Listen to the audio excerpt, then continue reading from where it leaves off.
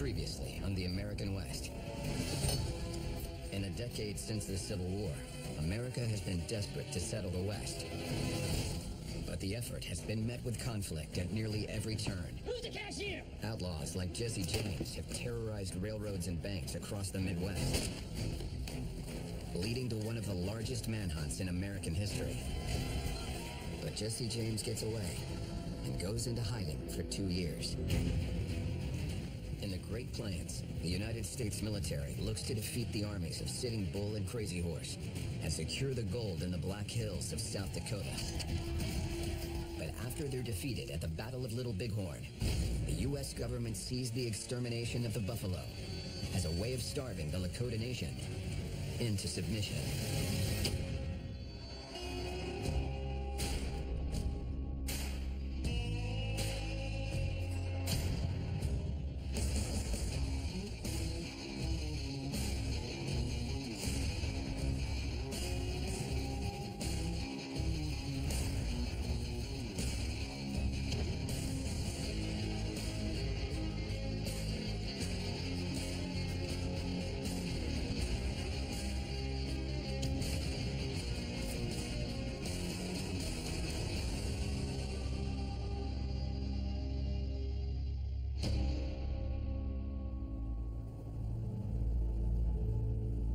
After their victory at Little Bighorn,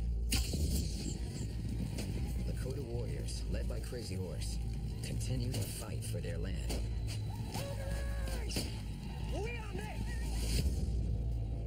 But despite winning small battles against the U.S. Army, the struggles for the Indians are only getting worse. General William Tecumseh Sherman's strategy of exterminating the buffalo is working, as more and more Indians face starvation.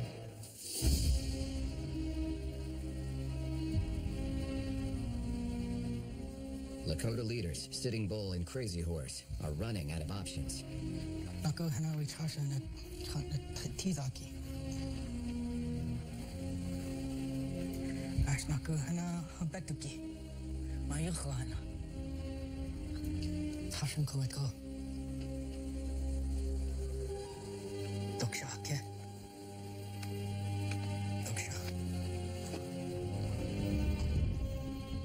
After years of leading the Lakota people together, Sitting Bull and Crazy Horse part ways.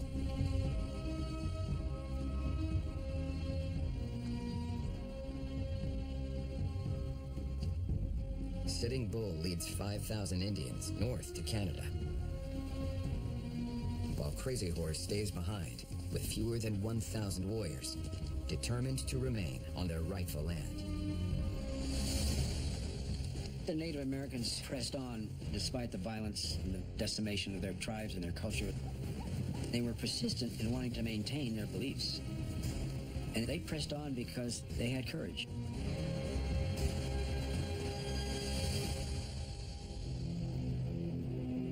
With the Indian population depleted, the U.S. government moves full force into the Black Hills, allowing them to take the land and the gold discovered there 3 years earlier. By 1880, the area is yielding over $7 million in gold and silver annually, over $170 million in today's dollars.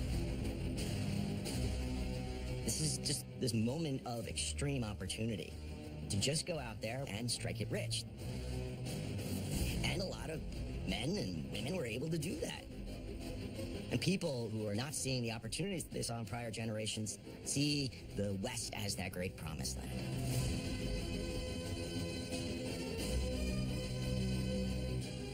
As gold pours into the economy, the U.S. is the first country to pull itself out of the global depression.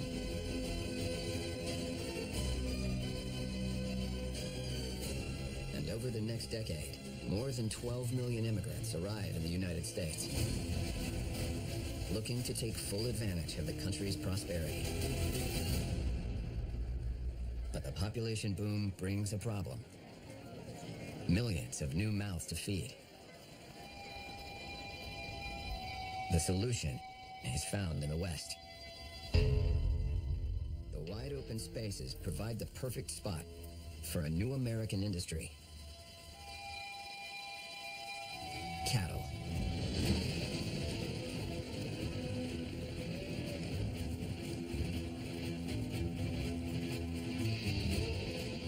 There were lots of cattle in Texas on the border with Mexico for a long time. But it wasn't until the railroads that they could be moved out to the plains and shipped from there to hungry people in the east. Cattle that would sell for $10 a head in Texas are worth $40 a head on the East Coast. This booming industry breeds a new sort of businessman. The cattle baron. Cattle barons buy up huge tracts of grazing land, stretching from Kansas to California. Those land grabs presented unbelievable opportunities. We're talking about sometimes millions of acres, these farms, and thousands of head of cattle. But with so much product spread across such a vast, unguarded area, herds belonging to cattle barons are becoming a major target for outlaws. And in the territory of New Mexico, one cattle rustler will become one of the most notorious men in the West. He's born Henry McCarty, but the world will come to know him as Billy the Kid.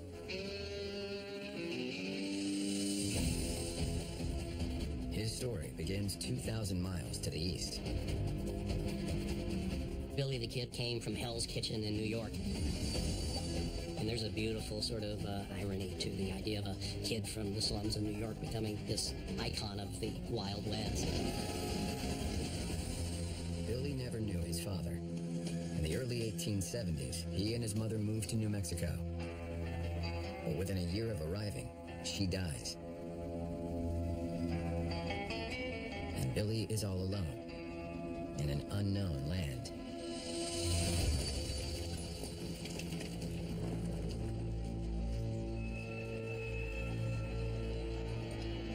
For years, he wanders without direction. What do you have? Whiskey.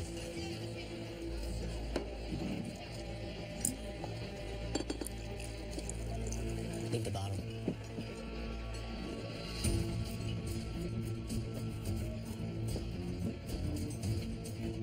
There were all kinds of cowboys.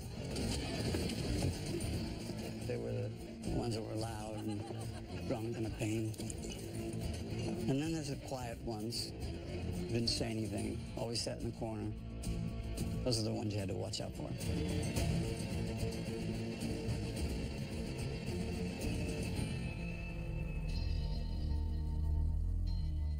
To get by, Billy turns to the one thing he can do best. Billy the Kid was superb with a gun. He used every spare dollar he had to buy ammunition for practice.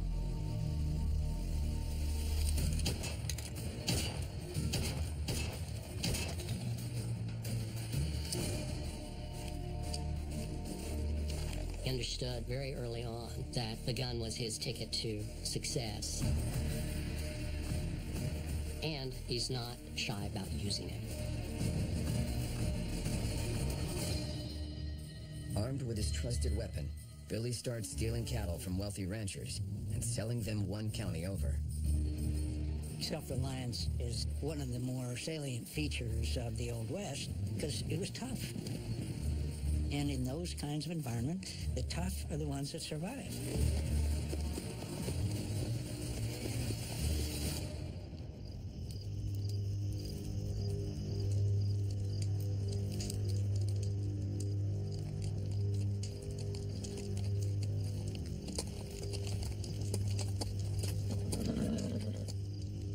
Where are you headed? Into Lincoln. I'm just rounding up some strays. Those cattle you have belong to John Tunstall. Well, then John Tunstall can come and take them back himself.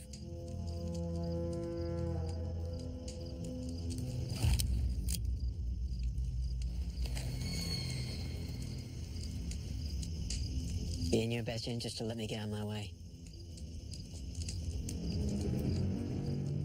That's not how this works. It doesn't look like you have much of a choice.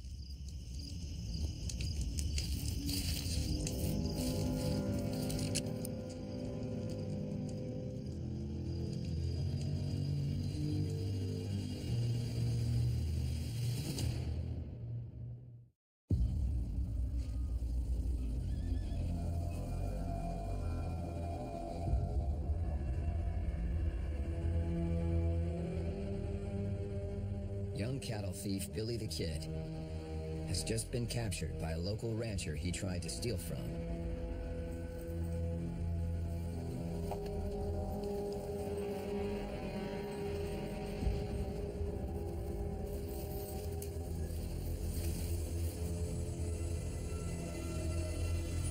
Most men shoot cattle rustlers on the spot.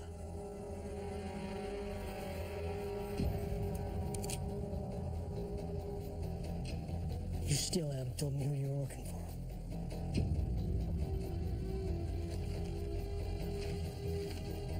I don't work for anyone. Son, in Lincoln County, everybody works for somebody. Yeah. Well, not me. You strike me as a man used to getting what he wants. You got that right. Well, the thing about that is, so am I.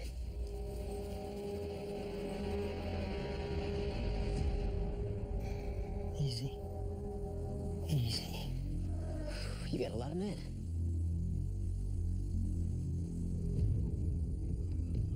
You got room for one more?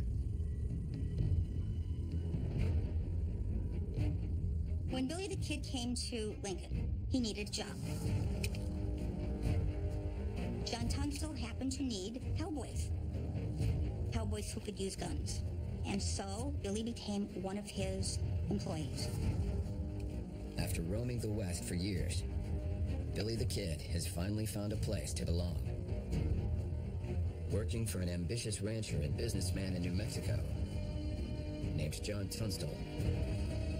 John Henry Tunstall has come to the West to make a fortune, and he settles on Lincoln County, where he can make a lot of money. Looking to make it big in the booming cattle industry, Tunstall has bought a ranch outside of Lincoln, New Mexico, and in just 2 short years, has become one of the most successful cattle barons in the territory. But with his success, he's upset some very powerful men.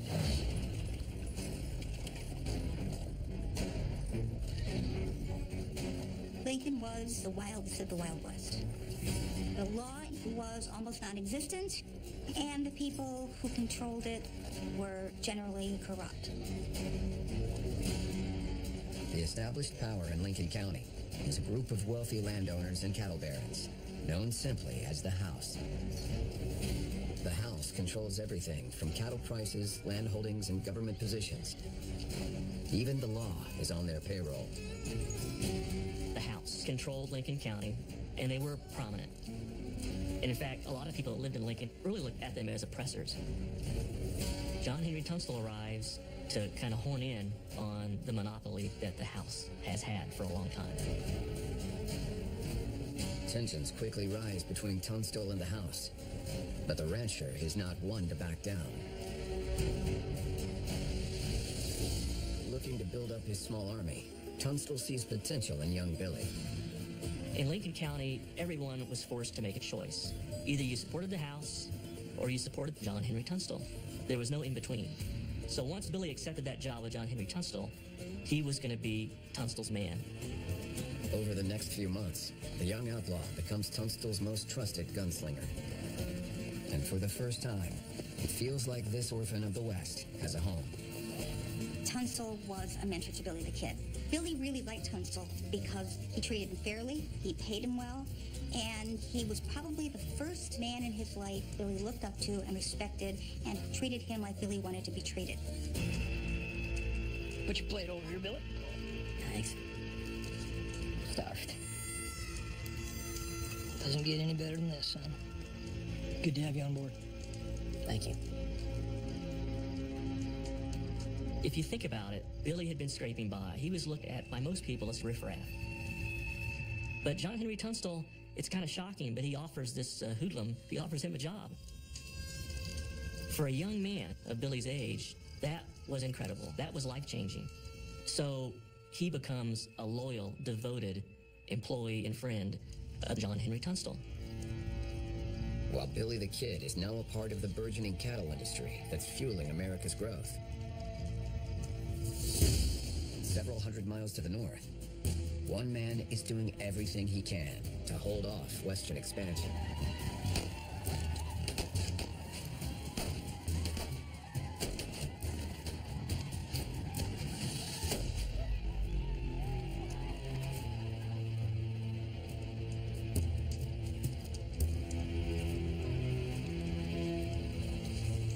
Since parting ways with Sitting Bull, Lakota warrior Crazy Horse has tried to protect his people from the flood of settlers.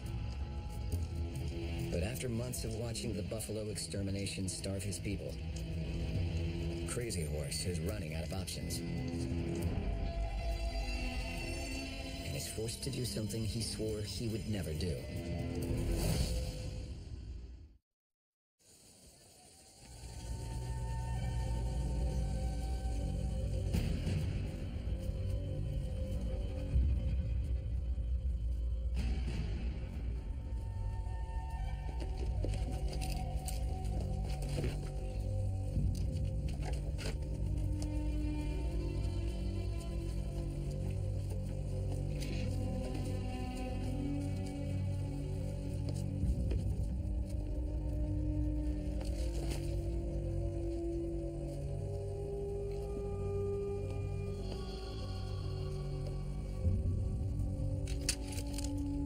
Boys.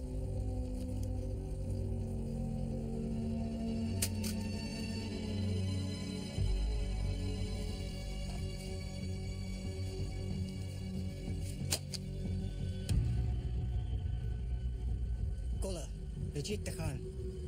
La Pechi. Use them.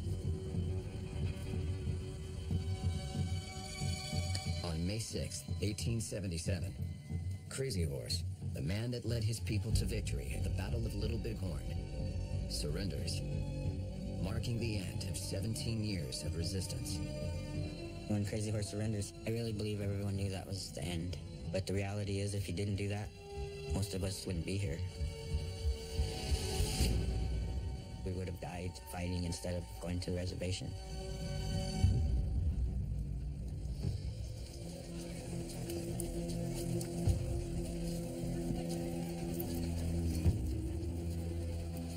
But while the move onto a reservation may have saved his people from starving, Crazy Horse is beginning to realize that it's doing something far worse.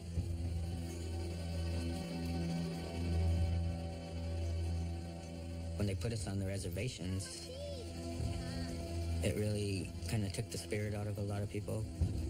They took away our pride, they took away our life, they took away our manhood, because we couldn't hunt anymore.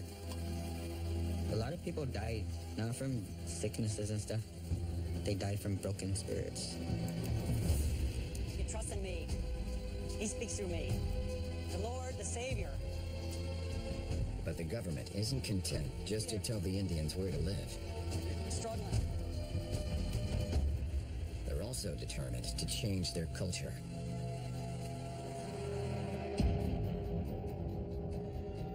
Large numbers of Christian missionaries were in fact sent out to reservations in the West to do the work of, as people in the 19th century saw it, civilizing these Native Americans. It's a policy known as assimilation.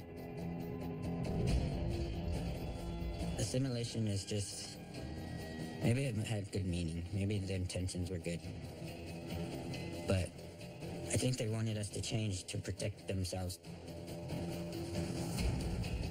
They had a saying in the military, kill the Indian and save the man, which is basically take his culture away and he'll be a better person.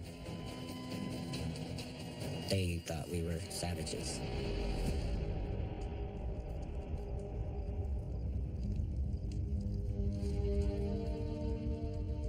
After months once on the reservation, Crazy Horse fears his people are on the verge of losing their identity. I think putting Indians on reservations was a despicable part of history, because it basically was attacking their soul. Now the proud Lakota warrior knows he needs to stand up for his people once again.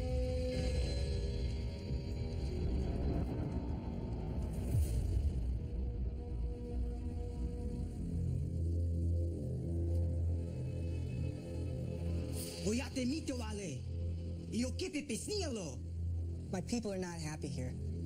I am not happy here. We do not want to live here on this reservation. I want what I was promised, a reservation of our own, a place where we are free, even if we are not.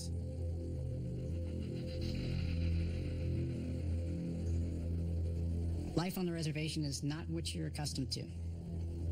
Give it time. I think you'll become quite fond of it. Tashunka Witkowashte. Tashunka Witkowashte.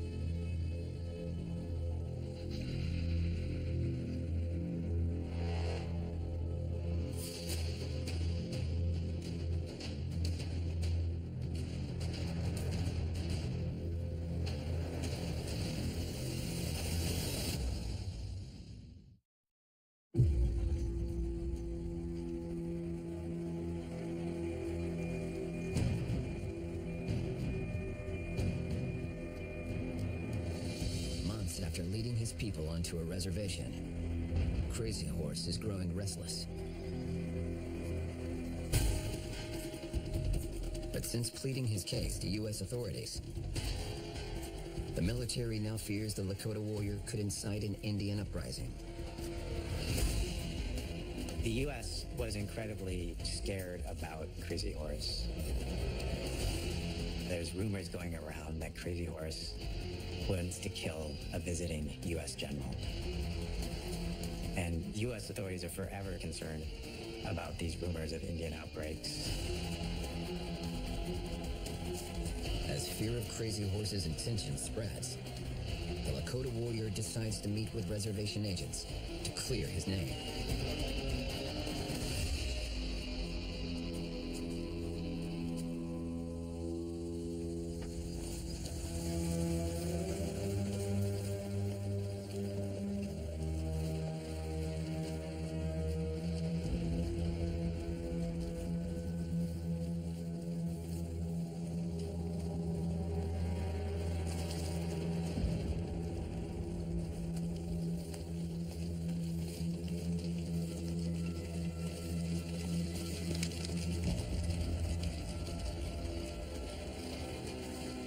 Crazy Horse thinks he's going to a meeting with some U.S. officials. He doesn't realize the magnitude of what's about to happen.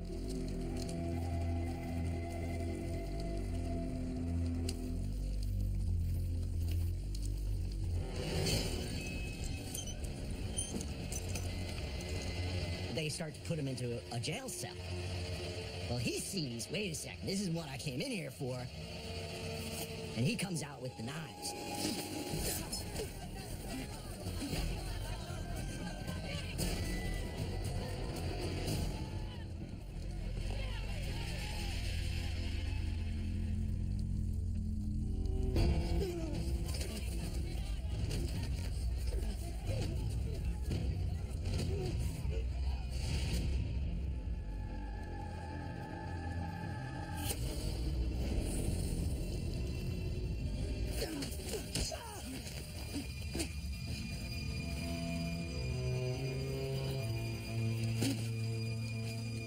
Accounts here differ, but I think the most reliable interpretation is that the white U.S. sentry bayonets him, and he dies. Crazy Horse is never killed in battle. In that respect, his vision is correct. He's taken completely unawares when he's surprised by the sentry.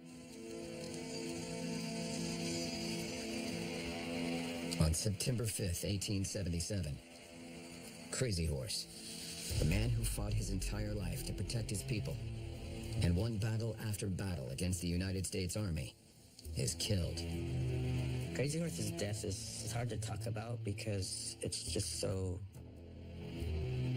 fresh, even though it's been that many years. His death, I think we all died that day, really. One of the things that's most fascinating about Crazy Horse and his legacy is simply the fact that of all the many Native leaders across American history, he's one of the few people that most non-Indians have heard about. I think that he's seen today as a symbol of courageous resistance to the U.S. government, and he is in many respects. And I think that's one reason that makes him so powerful. With Crazy Horse gone, the Lakota people are in desperate need of leadership if they're going to save what's left of their culture.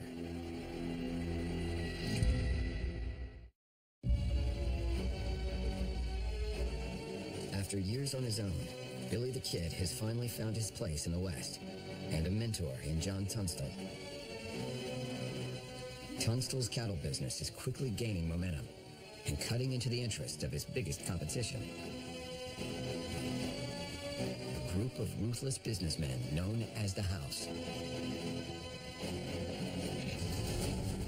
The House had a monopoly on business. But then there was this newcomer who arrives in Lincoln with some money behind him and the desire to kind of take over and compete.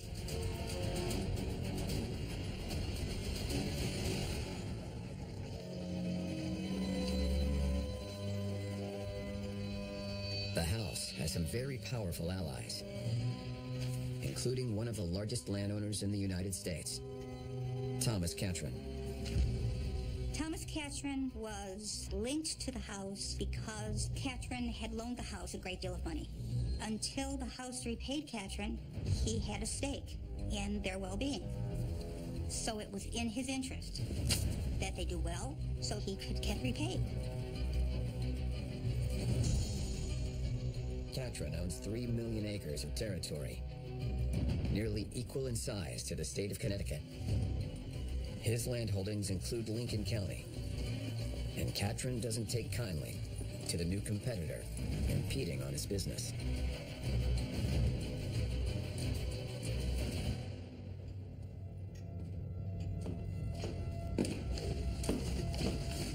This is for you. It's a writ of attachment. Authorizes you to seize all the property of John Tunstall and his business partners. And what if he resists? I don't care about the means, just the results. Understood.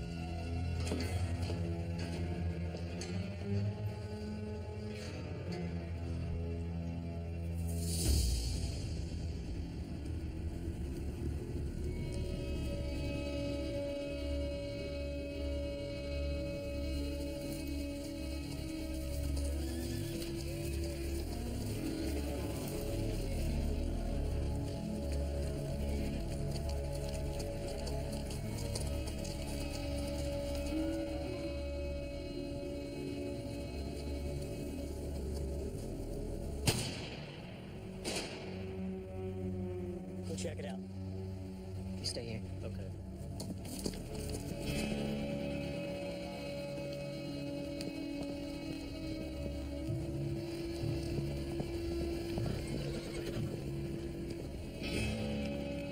What's the rush, boys? We heard a shot. Did you now?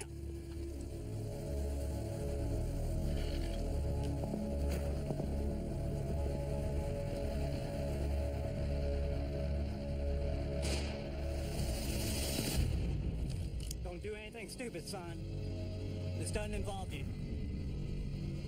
I suggest you keep it that way. This competition, this feuding between businesses, entrepreneurial interest, is one thing. Like so many conflicts in the West, it becomes personal. Yeah, personal to the point where someone is murdered.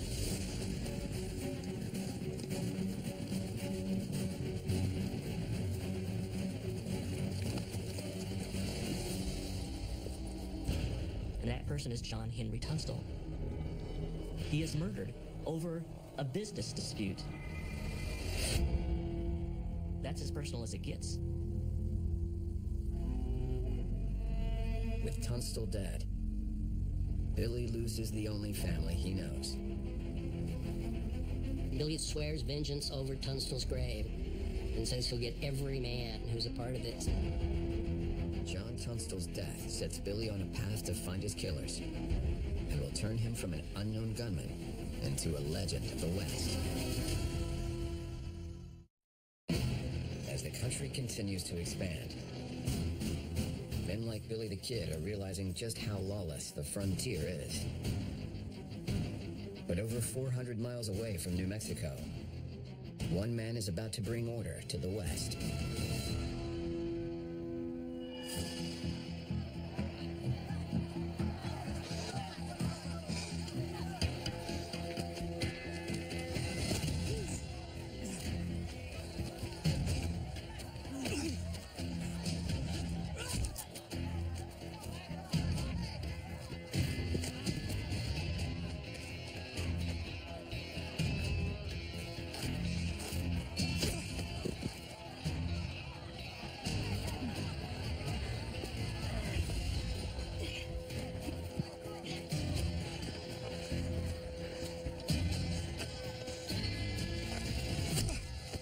Plains of Kansas, where men take what they want, and every day is a struggle for survival.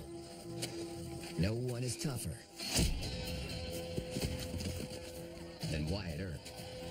Wyatt Earp was a big guy. He's about 6 feet tall and he's very strong. You know, he was large by 19th century standards, and he used that size to be imposing.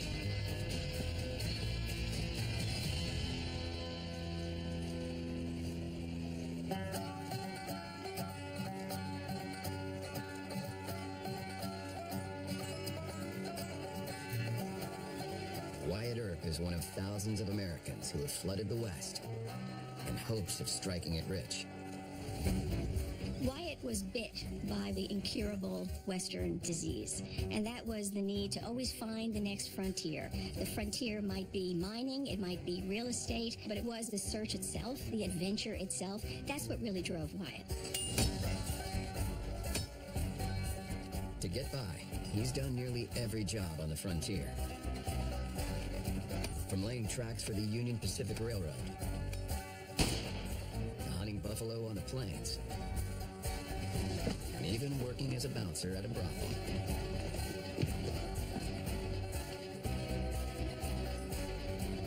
Wyatt's search for fortune has landed him in Dodge City, Kansas, a place like thousands of others popping up across the West, called boom towns. To move cattle from wide-open plains to eastern cities, they must first be driven to railroad hubs that soon turn into bustling towns. A boom town explodes on the scene. You had that barren landscape, and then suddenly you would have a hotel with 50 rooms. Boom towns are quickly populated by the men working the cattle drive, a group that will become synonymous with the West. Cowboys. You have a lot of young men that would get to those towns, and they're all fueled on whiskey, carrying guns. So you've got young men drinking heavily and armed. This is indeed one of the reasons the West was wild. Wyatt sees that in Dodge City, the law is non-existent, and disputes are settled with violence. In that day, you could shoot somebody dead in the street for looking at you the wrong way because there's no repercussion. I mean, it's a different time. Values were different. Life was different.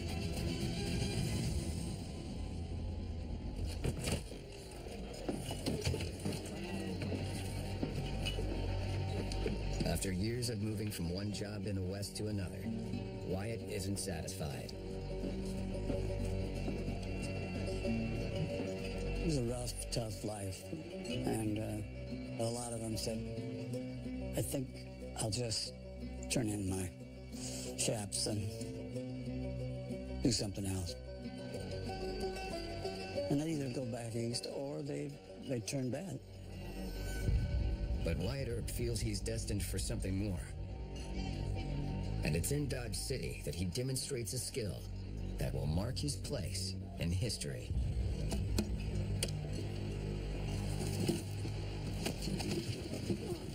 You cheated the wrong man. That's my money.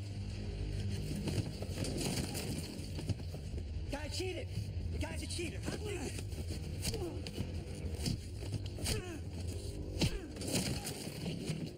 Don't do it! Don't do it!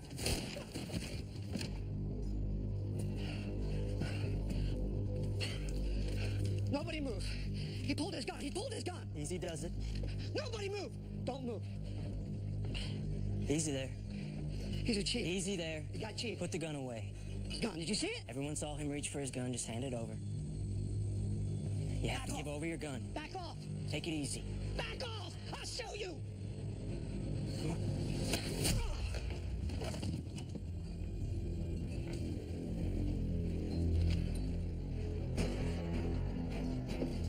The town of Dodge is in desperate need of a lawman. And Wyatt Earp is the perfect man for the job. It isn't long before Wyatt Earp is recruited to be deputy marshal of Dodge City. There was no particular training for lawmen. They were just people for whom the work suited, and then there was a lot of on-the-job training. But Wyatt brought a cool demeanor, a knowledge of people, and that presence that he had that worked on pretty much everybody. That's not how things work in this town. It's all about intimidation. Wyatt Earp didn't ask questions. He'd smack you with the barrel of his gun. Pistol whip, that comes from him. Wyatt Earp is quickly making a name for himself in Dodge City. And it's in his role as a lawman that he will soon become one of the most famous figures of the West.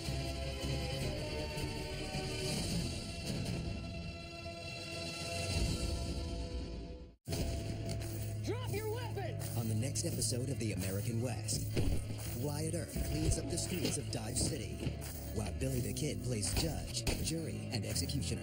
Sure is nice to see you again, Sheriff. Jesse James returns to a life of crime Where's the cash? and hopes to make the kid part of his gang. I have a proposition for you. I'm putting something together. For more The American West, go to AMC.com.